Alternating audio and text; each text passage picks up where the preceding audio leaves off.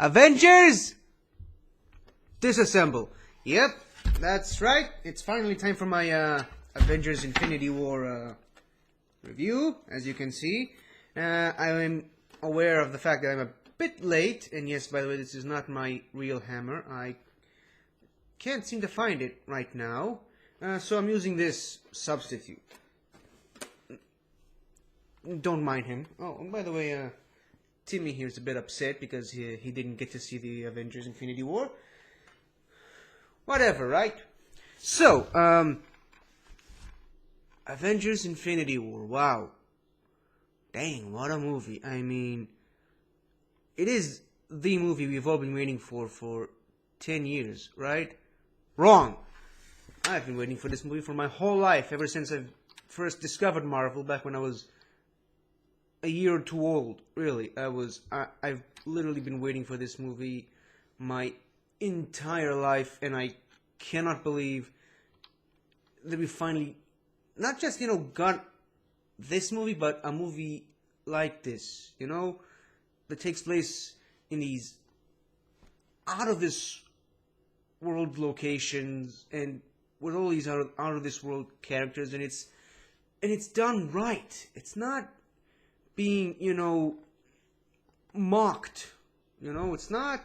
It doesn't feel like the creators were like, just throw a bunch of characters in there and the kids will like it.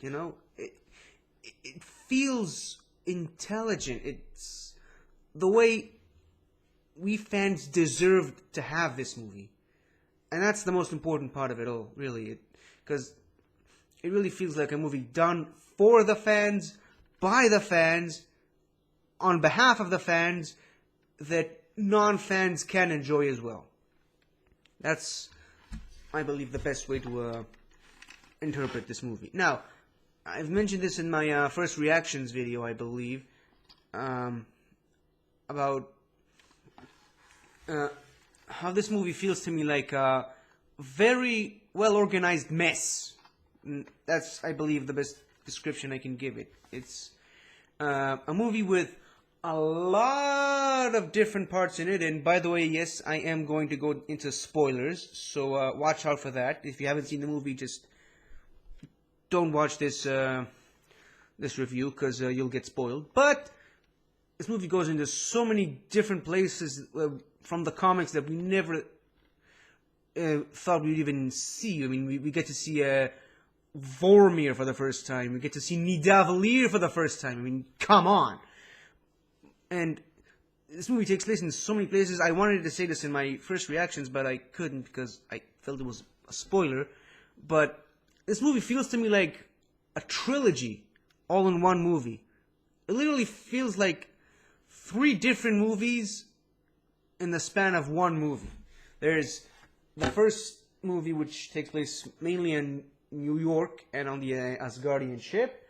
Then there's another movie in space and on several different planets. And then it ends with a final movie on Earth, on Wakanda, and on Titan. So that's my little way of reasoning it. In all honesty, when after seeing it 3 times, it really does feel like Thanos is the big bad that we were promised, the ultimate villain of the Marvel Universe, the way he should be. He's the strongest, the baddest, the most, villainous of them all. None of them, not even Loki, can trump him. And Josh Brolin's voice was the perfect voice for the movie. And, after seeing this movie, I can't even watch the Deadpool trailers, listen to Josh Brolin's voice, and not think of Thanos. Because that really is what the first thing that comes to my mind. And hold on, let me just get rid of this. It was a bit distracting. Anyway, speaking of characters, all the characters were just outstanding. This was everyone's movie and it was nobody's movie at the same time. It was so unbelievably well balanced. Every character had his own moment, had his own, purpose. No character was wasted. From the biggest characters like, Tony Stark and Doctor Strange to some of the smaller characters like Wong or Okoye or Shuri. Every character had a part to play. No character was just thrown in there just for no reason. Even Gwyneth Paltrow, which literally had like one scene on screen and then a few lines, off screen.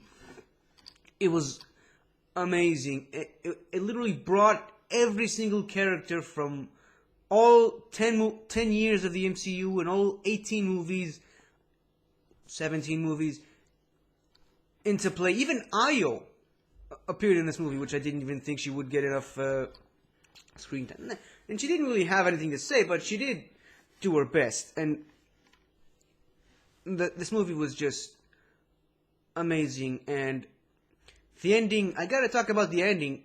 I mean, it ended the way I wanted it to end, but I never thought in a million years that the Russo brothers would have the balls to go there, because it's a pretty ballsy ending, you gotta admit. I mean, to end on a snap, have Thanos win, kill half the population and just, retire, that's a ballsy ending.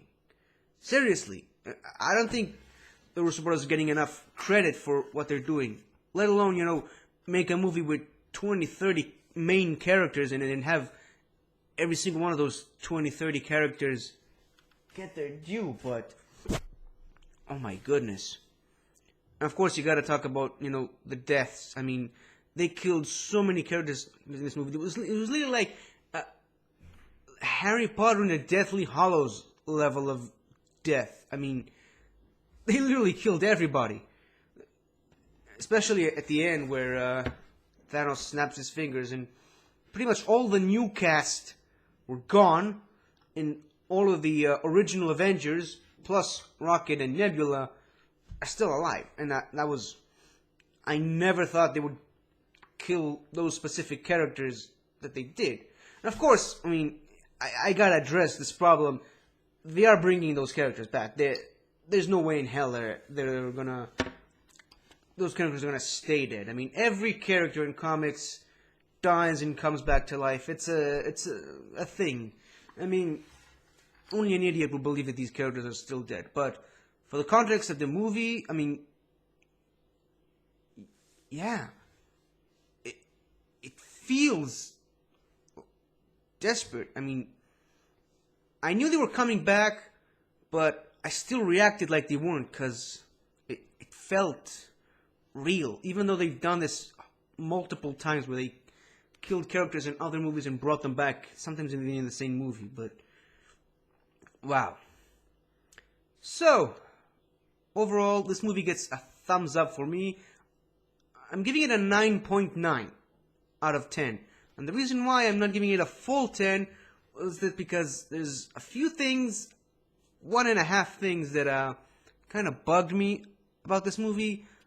The first and major one was this movie starts on the Asgardian ship Statesman after Thanos had already destroyed Xandar and, got the Power Stone, which we learn later in the movie when Thor explains it. I kind of wanted to see that. Get me wrong. I love this movie. I don't think there was a single scene misplaced. And I love every single scene, every single sequence in this movie. Every second of the movie, I loved it. It's just, I think I would have preferred to see this movie, see how he got the first stone. I think it would have added a little more to Thanos' story, because the main story is how he collects every individual stone in every individual part of the movie. He doesn't just, get 2 stones in one scene, or, go most of the movie with only 1 stone, and then gets off again 4, at one particular moment, then the last one at the end. I mean, he literally just has an uphill battle collecting these stones. He starts with one. The movie opens with a scene of how he gets the second one. Then there's a pretty long bit of setup of how he gets the third one. Then there's a massive, massive, massive sacrifice he has to do for the fourth one. And then a gigantic battle that he has to go through to get the fifth one. And he literally has to put all his resources into getting the sixth one. So I kind of would have wanted to know how he got, this. I'm kind of pointing this, the first stone. But, we didn't get that. I'm sure there's an explanation of that in a comic that I missed out. But if they will explain it in a comic, I will read it, of course. But I kind of wish it was part of the movie. That's mainly my personal gripe. Another very, very, very minor thing that kind of bothered me is that, Nebula gets free. And then the first thing she does is she calls the Guardians, Mantis, and she just tells her, I need you to meet me on Titan. And then immediately after that, the Guardians are on Titan. Even though there's thousands and millions of miles across space, between nowhere and Titan.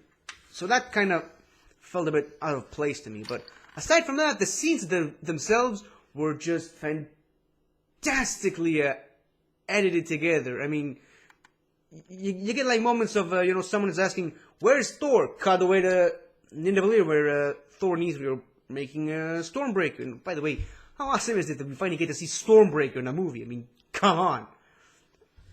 And, they're talking about this scene, then, whoops, they're going away to exactly what they're talking about. You see, there's a very connectiveness with every single scene, which I thought was just brilliantly handled, brilliantly done, well done to the Russo brothers. And the Russo brothers originally came from television, so they know how to work with all these different elements together and how they all have to connect with each other. So, I really shouldn't be surprised that they know how to do that. But aside from that one scene of, Nebula calling the Guardians to Titan, that kind of felt a bit out of place. I wish they would have put some other scene in between those two scenes instead of just crossing those two scenes together. But I guess that's what they had to do. And the movie really much, hit it hard on anything that matters, from the story to the humor, the familiar Marvel humor that we all know and love, the drama, the acting, the effects. I mean, the CGI on Thanos himself looked unbelievable. It literally feels like an actual creature fighting the Avengers. And again, every character getting the respect they deserve, it didn't just feel like, they were their own characters in their own movies, and in this movie they were completely different. No. They were these same characters, and, they really felt true to who they are. That's all I can say. So, that's basically my review on the Avengers Infinity War. Thank you for watching, and I will see you guys next time. Goodbye. Hold on. I want to finish this nice.